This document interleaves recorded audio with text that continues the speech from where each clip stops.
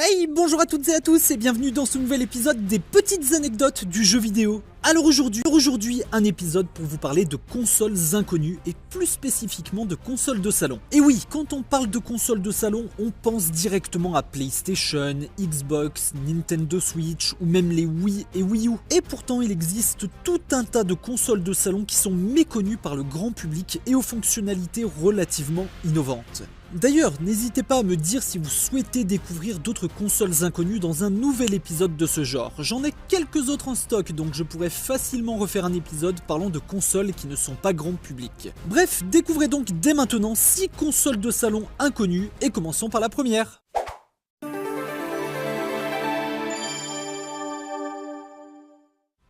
Console numéro 1, la Viewmaster Interactive Vision. Alors ici, nous avons affaire à une console de salon relativement atypique et qui est l'œuvre de la société Viewmaster. Déjà, ne serait-ce qu'au niveau du design, où l'on a l'impression d'avoir un savant mélange entre Lego et jouets pour enfants. Et pourtant, c'est bel et bien une console que nous voyons ici et qui est sortie en 1988. Autre originalité, celle-ci utilisée pour ses jeux des cassettes au format VHS. Pour les plus jeunes, rappelons que c'est ce support qui était utilisé à l'époque avant l'arrivée du DVD pour regarder les films sur un magnétoscope. Et en fait, cette console permettait donc d'avoir des sortes de films interactifs. On avait le film qui était projeté à l'écran et les personnages présents dans le film proposaient en s'adressant aux joueurs de faire un choix entre plusieurs actions. Ceci était possible grâce à la manette et permettait donc d'orienter la suite du film. Nous sommes donc ici face à une console qui présente l'originalité de proposer des films interactifs en plus de son design atypique. Malheureusement, les jeux ou films, devrais-je dire, proposés sont assez peu nombreux car on en compte moins d'une dizaine. Mais il faut noter qu'il y avait quand même un jeu Disney du nom de Disney Cartoon Arcade. Bref, une vraie petite bizarrerie au milieu des consoles traditionnelles dont on a l'habitude.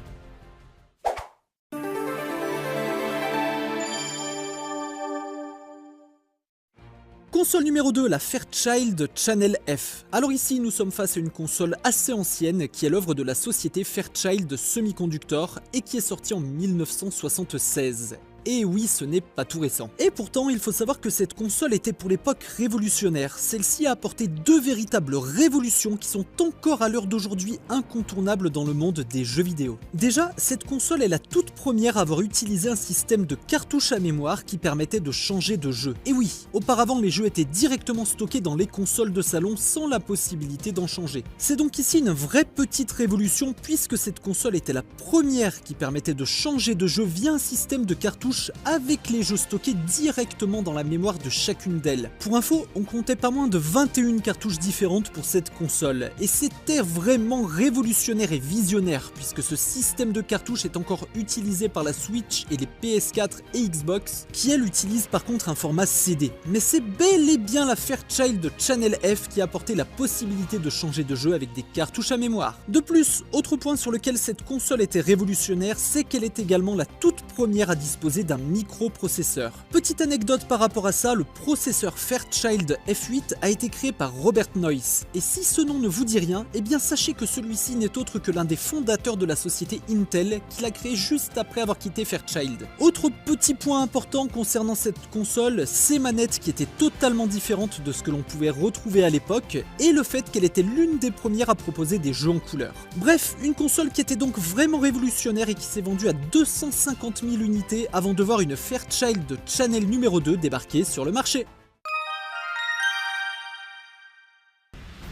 Console numéro 3, la Barcode Battler. Celle-ci est une console de jeux vidéo portable sortie en 1991 et qui est l'œuvre de la société Epoch. Et très franchement, c'est une console très originale que nous allons découvrir. Au premier abord, elle paraît assez simple. Le principe, nous permettre de faire des combats au tour par tour sous la forme de jeux de rôle, dans lesquels on retrouve des points de vie, des points d'attaque et des points de défense. L'écran de la console est d'ailleurs très simple, puisque ce sont uniquement ces chiffres-là qui apparaissent. Oubliez donc toute notion de graphisme développée et détaillée sur la Barcode Battler. Pourtant, l'originalité de cette console est tout autre et franchement sympa. En fait, cette console lisait les codes barres. Lorsque vous l'achetiez, vous aviez le droit à un lot de cartes représentant des personnages, des armes, etc. sur lesquels il y avait un code barre. Et c'est en scannant ces cartes que vous pouviez créer et augmenter les caractéristiques de vos personnages pour les affrontements du jeu de rôle. Mais beaucoup plus marrant, c'est que la machine était compatible avec n'importe quel code barre. donc n'importe quel produit que vous achetiez était susceptible d'être un truc ultime augmentant énormément vos caractéristiques ou pas du tout.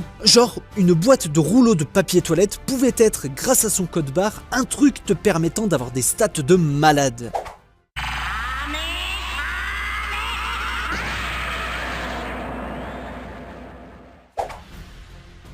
Ah, tu ne verras plus jamais le papier toilette de la même manière, hein. Et le mieux, c'est que l'on pouvait jouer à deux sur la même machine. Et donc, confronter ces codes barres avec ceux de nos amis. Un truc franchement marrant, il faut l'avouer. Pour information, cette console a été un franc succès au Japon. Malheureusement, dans le reste du monde, ça n'a pas trop marché. Le concept se révèle relativement répétitif au final, le prix était assez élevé et la concurrence était très forte, avec la Game Boy et la Game Gear. Dommage, car c'était une excellente idée.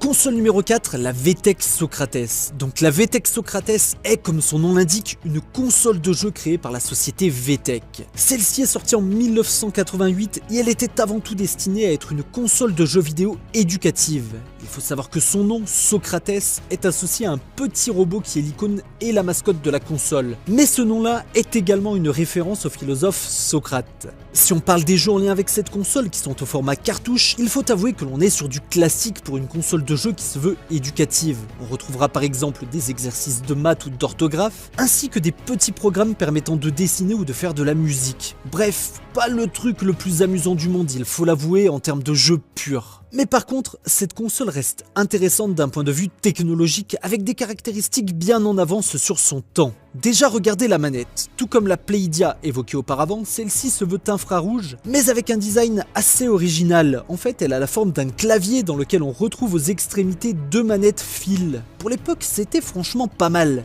Et autour de tout ça, on retrouvait des accessoires aussi originaux que novateurs pour l'époque, 1988, je le rappelle, qui pouvaient être achetés séparément. On pouvait alors acheter une souris sans fil et son tapis, un pavé tactile électronique, mais également une cartouche vocale permettant la reconnaissance de la voix. Une vraie innovation à une période où laquelle les consoles se limitaient presque systématiquement aux manettes basiques filaires. Malheureusement, innovation ne signifie pas forcément succès, la console n'a duré que 2 ans en raison d'un prix assez élevé. De plus, en 1988, on avait quand même le droit à des consoles telles que la NES de Nintendo et la Master System de Sega qui proposaient des expériences de jeu bien plus plaisantes que de simples jeux éducatifs. Bref, la VTech Socrates reste quand même une bien belle bizarrerie malgré un véritable échec commercial.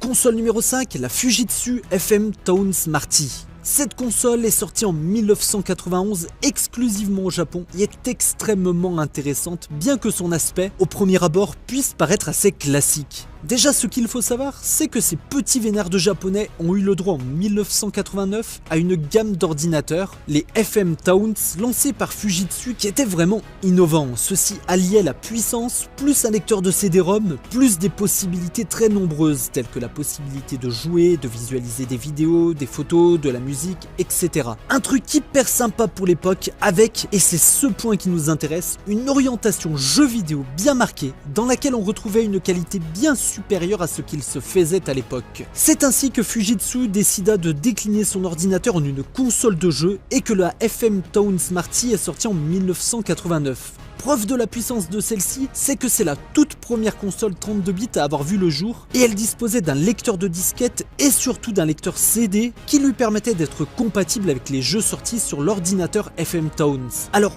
vous allez me dire, elle a l'air vraiment intéressante cette console. Eh bien oui, c'est le cas, et pourtant celle-ci a été un échec commercial. La raison à cela, son prix. 700 $ avec des jeux vidéo dont les prix sont également très élevés, à savoir entre 70 et 140 $. Difficile donc de percer quand à côté tu as une Super Nintendo ou une Mega Drive, pour beaucoup moins cher et avec des titres qui, eux aussi, se veulent être d'excellents jeux vidéo. A noter que la console a eu le droit à une petite sœur en 1993 avec la FM Town Smarty 2 qui était encore plus puissante et qui pouvait se connecter à internet.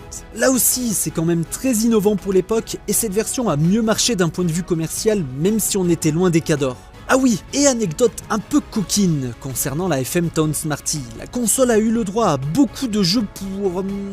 comment dire, pour adultes, si vous voyez ce que je veux dire, ce qui lui a valu le titre de console pour obsédés. C'est assez marrant, il faut le dire, mais il ne faut quand même pas oublier que c'est une console qui mérite le coup d'œil de par tout ce qu'elle peut offrir en termes de jeux vidéo.